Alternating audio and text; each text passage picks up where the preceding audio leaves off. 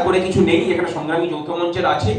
সংগ্রামী যৌথ মঞ্চ মনে করে যে ডিএ মামলাটাতে আমরা না ঢুকলে পরে এই মামলা শেষ হবে না। কোনো এক অজ্ঞাত কারণে বিভিন্ন যোগসাজশের জন্য মামলা শুনানি হচ্ছে না।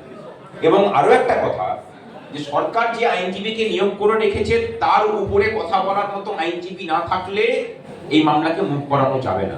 আমরা সংগ্রামী যৌথ মঞ্চের পক্ষ থেকে এই মামলাকে নিয়ে অলরেডি কাজকর্ম শুরু করেছি। আপনাদের সকলের কাছে হাত পাতব, সাহায্য করতে হবে। আমরা আমাদের পক্ষ থেকে হয়তো হরিশ সালভেকে নিয়োগ করব এই মামলায় কর্মচারীদের হয়ে লড়াই করার জন্য। আপনাদের সকলের সহযোগিতার সাথে সম্ভব না, কারণ এটা একটা বড় প্রজেক্ট। আশা করি জানেন যে হরিশ সালভেজির ফিজ কত হতে পারে এক একটা শুনানিতে। কিন্তু এই মামলা জেতা মামলা, এই মামলা আমরা জিতব। এবং সংগ্রামী যৌথ মঞ্চের লড়াইয়ের ফলেই যে মামলাতেও জয় হবে ডিএ মামলার, সেটুকু অন্তত সময়ে প্রতিষ্ঠিত হবে। খুব তাড়াতাড়ি সেই বিষয়ে জানতে পারবেন। আমরা কাজকর্ম শুরু করেছি। এইচটি প্রমোশনাল ইনক্রিমেন্ট আশা করি করে দিলাম।